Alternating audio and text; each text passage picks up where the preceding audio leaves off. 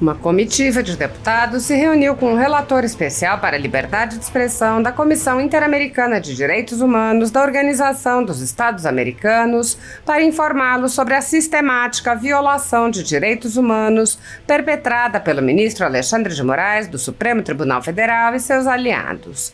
O deputado Marcel Van Hatten, que já foi diversas vezes à sede da Comissão Interamericana para denunciar os abusos, reiterou que a organização vem se omitindo. Ele mencionou ao relator Pedro Vaca casos de pedidos de medidas cautelares que sequer foram analisados, como a censura da rede social X. Van Hatten afirmou que a Organização dos Estados Americanos é parte do problema e não da solução, no caso envolvendo a censura do Brasil. O deputado rebateu a afirmação feita pelo site do Supremo Tribunal Federal de que apenas 125 brasileiros foram censurados. Van Hatten disse: é mentira que apenas 125 pessoas tenham sido censuradas, como teriam dito os ministros do Supremo Tribunal Federal. Somente no ano passado, o X afirmou que derrubou mais de 200 contas. E se acrescentarmos todos aqueles que hoje sofrem processos judiciais ilegais e inconstitucionais, com claro abuso de autoridade, que sequer estão denunciados e que não podem usar as redes sociais, nós estamos falando de milhares de pessoas hoje censuradas no Brasil. Marcel Van Hatten também divulgou imagens do apelo feito ao relator pela viúva e filhas órfãs de Clériston Pereira da Cunha, o Clezão, preso político que morreu no cárcere porque o ministro Alexandre de Moraes não se dignou a ler os pedidos de soltura, inclusive o pedido formulado pela Procuradoria-Geral da República. Mi padre fue muerto, preso injustamente y torturado en la calle. Mi padre no es criminoso. Mi padre es un hombre íntegro, bondoso y ejemplo de brasileño. Eles não merecem, mi familia no merece esto. Estamos torturados até hoy. Y no es fácil vivir esto en Brasil. Por favor, nos ajude. Por favor.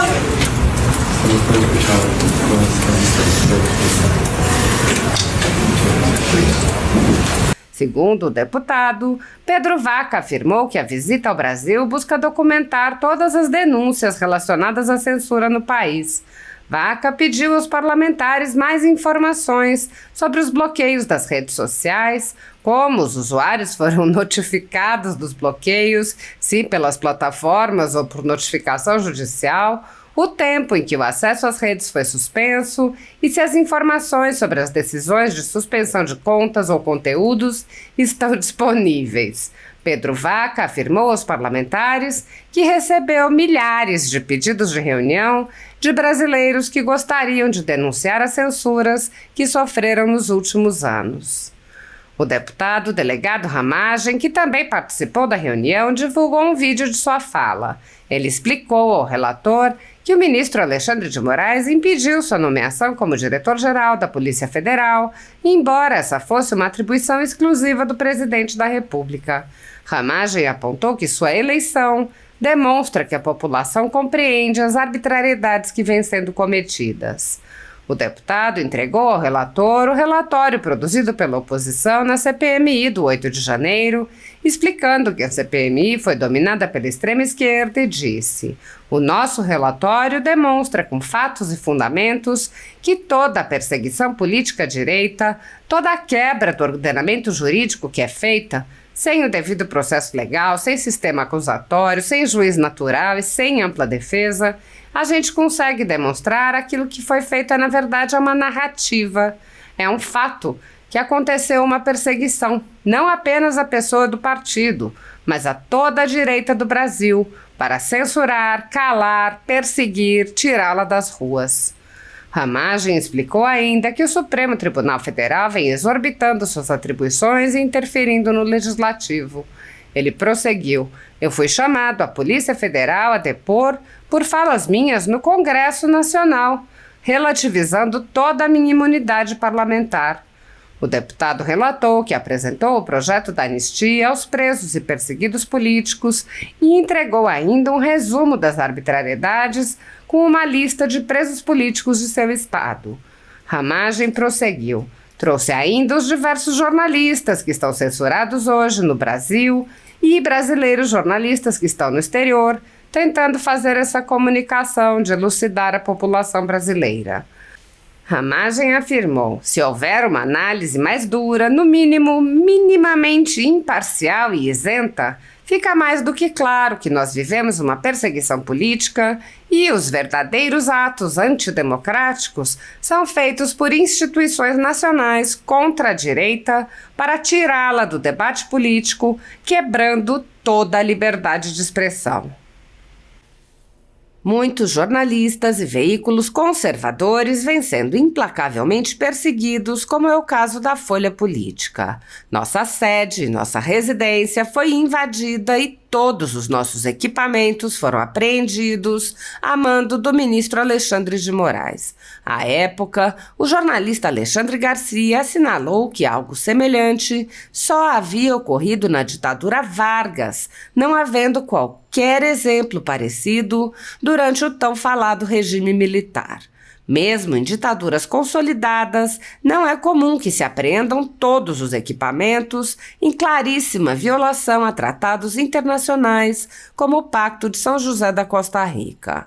Posteriormente, a Folha Política foi alvo do ministro Luiz Felipe Salomão, que ordenou o confisco da renda de diversas pessoas, sites e canais conservadores para impedi-los de exercer suas atividades. Mais de 20 meses da renda dos veículos e comunicadores afetados seguem confiscados, enquanto o inquérito vai sendo transmitido de relator em relator.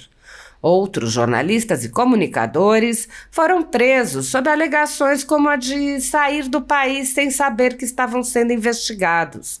Um deles perdeu o movimento das pernas em um estranho acidente na cadeia enquanto estava preso por crime de opinião. Ao conseguir refúgio em outro país, viu sua família ter suas contas bloqueadas para que não pudessem receber doações de pessoas que se sensibilizam com a situação de seus filhos. Vários pedem há anos que apenas devolvam seus equipamentos eletrônicos, inclusive com as memórias de entes queridos e da própria família. Outros buscaram refúgio em outros países e são considerados foragidos e são alvo de campanhas de difamação pela velha imprensa. As medidas arbitrárias impostas aos jornalistas e comunicadores conservadores, por suas características processuais, violam diversos artigos da Constituição e também de tratados como a Declaração Universal de Direitos Humanos e o Pacto de São José da Costa Rica, que protegem a liberdade de expressão e vedam tribunais de exceção. Os exemplos são muitos e a perseguição não cessa. Casas invadidas, redes bloqueadas, censura, bloqueio de contas sem confisco de bens, cancelamento de passaporte, proibição de contato, entre outras.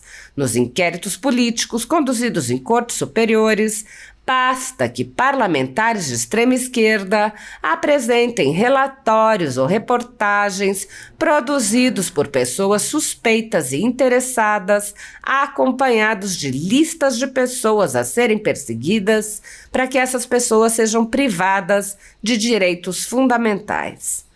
Se você apoia o trabalho da Folha Política e pode nos ajudar a continuar nosso trabalho, doe qualquer valor à empresa Raposo Fernandes através do Pix, usando o QR Code que está visível na tela ou com o código ajude@folhapolitica.org.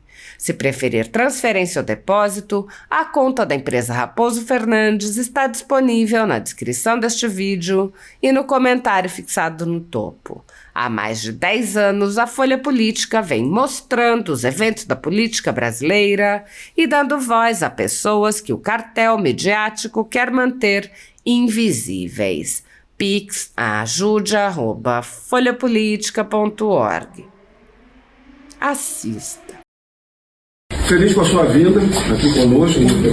Eu sou deputado federal de primeiro mandato. Minha origem e carreira é da Polícia Federal do Brasil. Sou delegado de Polícia Federal, delegado para melhorar a tradução, comissionário da última classe da carreira.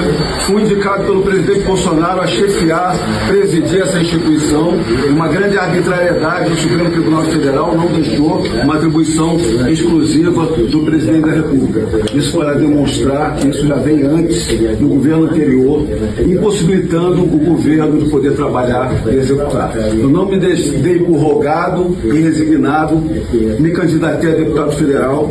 Hoje eu sou deputado federal pelo Rio de Janeiro, mostrando que a população entende as arbitrariedades que vêm desde então. Logo no primeiro ano de mandato, nós tivemos uma CPMI, uma comissão parlamentar mista de inquérito.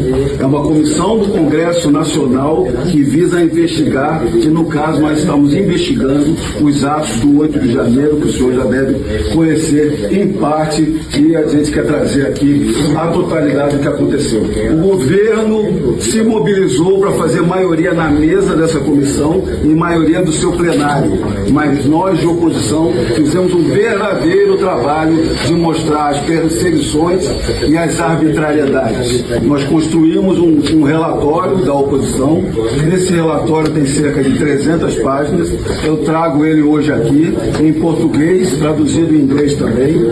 Nós fomos 16 parlamentares, 8 senadores e 8 deputados federais, dos quais diversos estão aqui. Deputado Nicolas de Minas Gerais, Jorge Seixas de Santa Catarina, senador Gerão do Ceará, Magno Malta do Espírito Santo, Damares aqui do Distrito Federal e eu do Rio de Janeiro.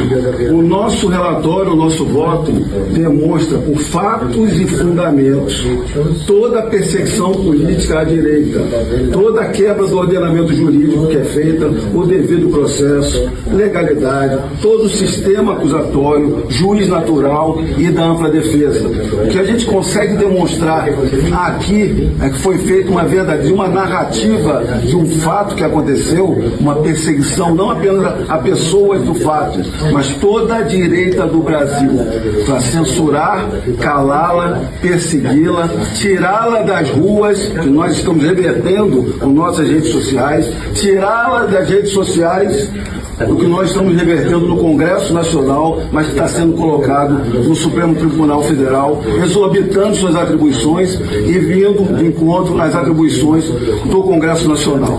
Criminalizando a direita, tirando do debate político. Nessa comissão, no meio dessa comissão, eu acredito que eu tenha sido o primeiro parlamentar.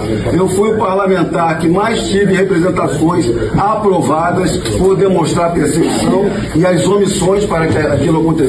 Eu fui chamado na Polícia Federal a depor por falas minhas no Congresso Nacional, relativizando toda a minha imunidade parlamentar. Desse nosso trabalho que nós fizemos, surgiu o projeto da anistia, que é de minha autoria, que agora tramita no Congresso Nacional e com grande chance de aprovação nesse ano. Encurtando na palavra, o que eu demonstro aqui, com esse grande relatório, e ainda com um resumo que nós produzimos, eu trouxe ainda os principais presos políticos do 8 de janeiro, caso a caso, e trouxe ainda os diversos jornalistas que estão censurados hoje no Brasil e brasileiros jornalistas que estão no exterior, tentando fazer essa comunicação de elucidar a população brasileira. O que fica claro dessa análise, se houver uma análise, no mínimo, minimamente imparcial e isenta, fica mais do que claro que nós vivemos uma perseguição política, atos verdadeiros antidemocráticos feitos por instituições nacionais contra a direita para tirá-la do debate político, quebrando toda a liberdade de expressão. Então, eu quero ter essa visita não apenas como um alento, mas que ela seja eficaz, eficiente, para que norteie, dê publicidade do que está acontecendo, mostre as ilegalidades e transmita à comunidade internacional. Muito obrigado.